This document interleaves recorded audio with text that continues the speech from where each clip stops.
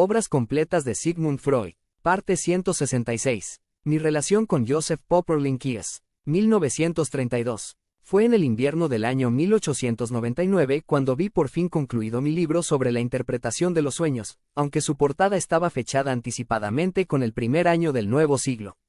Esa obra representaba el fruto de 4 o 5 años de labor, y su origen fue ciertamente poco común.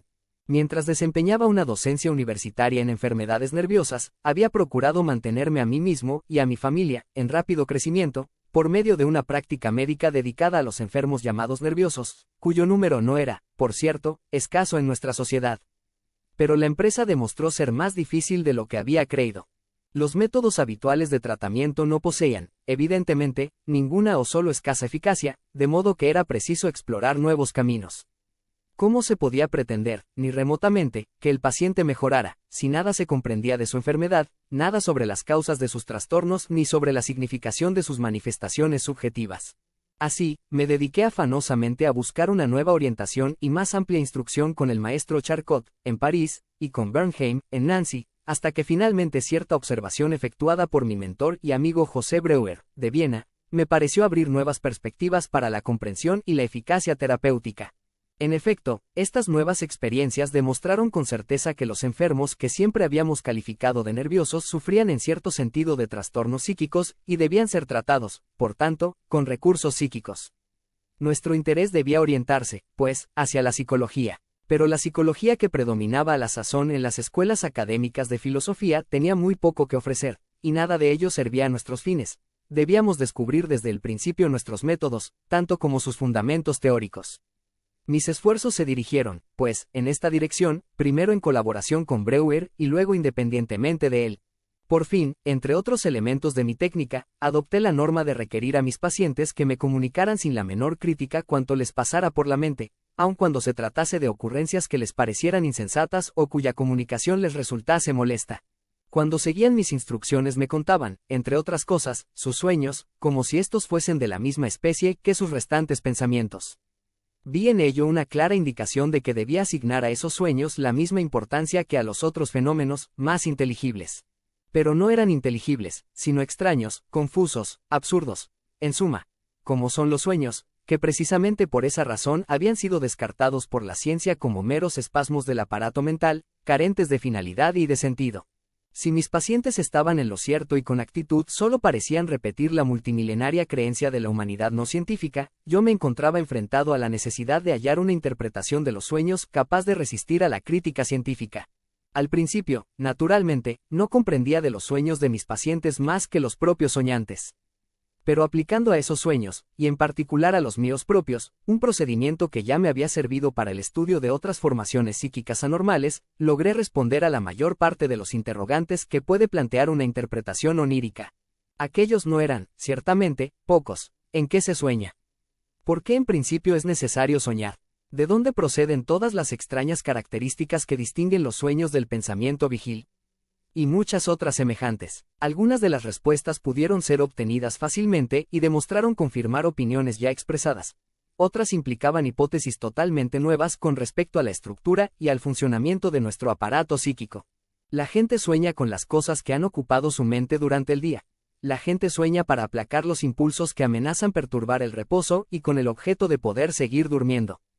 ¿Por qué entonces podía el sueño parecer tan extraño, tan confusamente insensato, tan manifiestamente opuesto al contenido del pensamiento vigil, si en última instancia demostraba referirse al mismo material? Evidentemente, el sueño era solo el sucedáneo de una actividad cogitativa racional y era susceptible de interpretación, es decir, de ser traducido a tal proceso racional. Pero lo que necesitaba ser explicado era el fenómeno de la deformación que la elaboración onírica impone al material racional e inteligible. La deformación onírica representaba el problema más profundo y dificultoso del mundo de los sueños. A fin de resolverlo, arribé a las siguientes conclusiones que sitúan el sueño en una misma categoría con otras formaciones psicopatológicas y lo revelan, en cierto modo, como la psicosis normal del ser humano. Nuestra mente, ese precioso instrumento que nos permite imponernos en la existencia, no es, en efecto, una unidad pacíficamente cerrada en sí misma, sino que puede compararse más bien a un estado moderno, en el cual una masa ávida de goce y de destrucción debe ser sofrenada por la fuerza de una sabia y prudente clase superior. Cuanto ocurre en nuestra vida mental y cuanto haya expresión en nuestros pensamientos son derivados y representantes de los multiformes instintos dados en nuestra constitución somática. Pero no todos esos instintos son igualmente gobernables y educables para adaptarlos a las demandas del mundo exterior y de la sociedad humana. Algunos han retenido su primitivo carácter indómito. Si los dejáramos seguir su propio curso, nos perderían inevitablemente. Por consiguiente, la experiencia de nuestros sufrimientos nos ha llevado a desarrollar en nuestra mente una serie de organizaciones que en la forma de inhibiciones se opone a las manifestaciones directas de los instintos. Todo impulso desiderativo que surge de la fuente de las energías instintuales debe someterse al examen de nuestras instancias psíquicas superiores, y si éstas no lo aprueban, es rechazado o impedido de influir sobre nuestra motilidad, es decir, de alcanzar su realización. Más aún, a menudo estos deseos hasta son impedidos de ingresar a la conciencia, que por lo general ni siquiera conoce la existencia de esas fuentes instintuales peligrosas. Decimos entonces que dichos impulsos se hallan reprimidos para la conciencia y que subsisten solo en el inconsciente. Si lo reprimido logra irrumpir alguna parte, sea a la conciencia, a la motilidad o a ambas, entonces habremos dejado de ser normales. En ese momento desarrollamos toda la gama de síntomas neuróticos y psicóticos. El mantenimiento de las inhibiciones y represiones que se han tornado necesarias impone a nuestra vida mental un considerable desgaste de energía, del cual aquella está siempre muy dispuesta a renunciar. El estado nocturno del sueño parece ofrecer una excelente ocasión para ello, ya que el dormir implica la cesación de nuestras funciones motrices. La situación parece segura, de modo que atenuamos la severidad de nuestra policía interna. No la abolimos por completo, pues no se puede confiar del todo, quizá el inconsciente no duerma nunca. Pero entonces ejerce su efecto el atenuamiento de la presión sobre el inconsciente reprimido. Surgen de él deseos que durante el reposo hayan abierto por lo menos el acceso a la conciencia. Si pudiésemos conocerlos, quedaríamos horrorizados ante su contenido, su carácter desmesurado, aun ante la mera posibilidad de su existencia. Esto, empero, solo ocurre raramente, y cuando ocurre nos apresuramos a despertar, dominados por el miedo. Por regla general, la conciencia no llega a enterarse del sueño tal como realmente era. Es cierto que las fuerzas inhibidoras, la censura onírica, como hemos dado en llamarlas, nunca se despiertan del todo, pero tampoco se hallan jamás completamente dormidas. Han tenido la oportunidad de influir sobre el sueño mientras éste pugnaba por expresarse en palabras y en imágenes. Han eliminado así lo más ofensivo, han modificado otras partes hasta tornarlas irreconocibles. Han roto las conexiones legítimas, introduciendo otras falsas, hasta que la sincera, pero brutal, fantasía desiderativa del sueño se convierte en el sueño manifiesto, tal como nosotros lo recordamos, más o menos confuso, casi siempre extraño e incomprensible. El sueño, pues, o la deformación onírica que lo caracteriza, es el producto de una transacción, testimonio de un conflicto entre los impulsos y los anhelos mutuamente incompatibles de nuestra vida mental. No olvidemos, empero, que el mismo proceso, el mismo interjuego de fuerzas que explica el sueño del soñante normal, nos da también la clave para comprender todos los fenómenos neuróticos y psicóticos. Debo disculparme por haber hablado tanto hasta aquí de mí mismo y de mi labor con los problemas del sueño, mas todo esto es una imprescindible introducción a lo que sigue.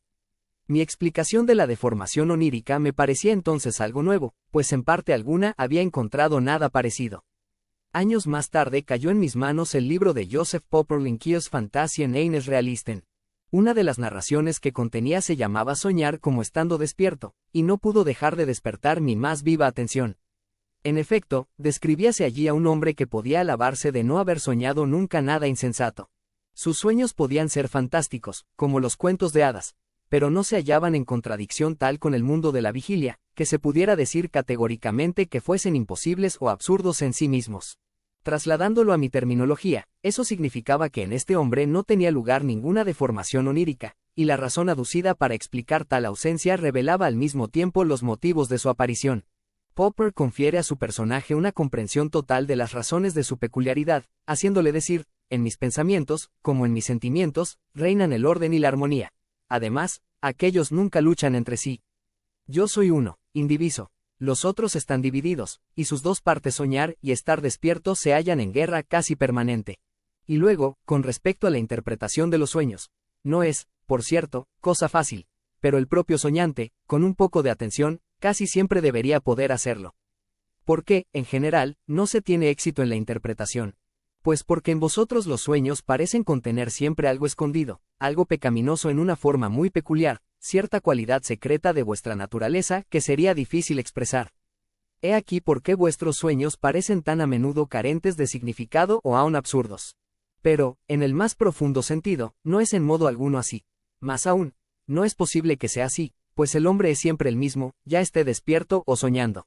Si dejamos la terminología psicológica fuera de consideración, todo esto no era sino la misma explicación de la deformación onírica que yo había alcanzado a través de mis estudios sobre los sueños. La deformación resultaba ser una transacción, algo insincero por su naturaleza misma, el resultado de un conflicto entre el pensar y el sentir o, como yo lo había expresado, entre lo consciente y lo reprimido.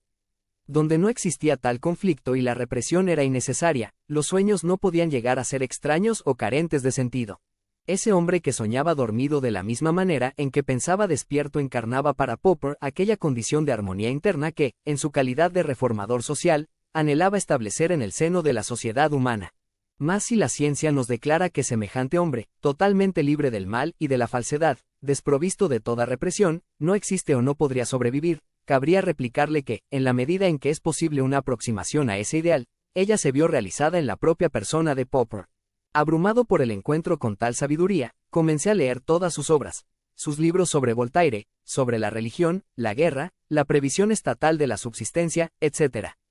Hasta que paulatinamente se integró ante mis ojos la imagen del sencillo gran hombre, que era un pensador y un crítico al mismo tiempo que un bondadoso humanitario y un reformador.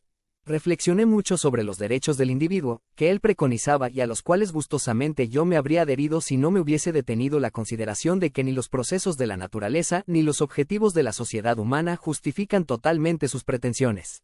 Una especial simpatía me atraía a él, dado que, evidentemente, también él había sufrido dolorosamente la amargura de la existencia judía y la oquedad de los ideales de la cultura actual. Sin embargo, nunca llegué a conocerlo personalmente. Él sabía de mí a través de relaciones comunes, y en una ocasión tuve que responder a una carta suya en la cual me demandaba cierta información. Pero nunca lo visité. Mis innovaciones en la psicología me habían alejado de mis contemporáneos, particularmente de los más viejos. Demasiado a menudo, cuando me aproximaba a un hombre que había admirado desde lejos, me sentía como repelido por su incomprensión de todo aquello que se había convertido en el contenido mismo de mi existencia. Después de todo, Joseph Popper procedía de la física y había sido amigo de Ernst Mach. Yo no quise que se malograra la feliz impresión de nuestra concordancia con respecto al problema de la deformación onírica. Así sucedió que fui aplazando la ocasión de visitarlo, hasta que ya fue demasiado tarde, y solo me restó descubrirme ante su busto en nuestro parque del ayuntamiento.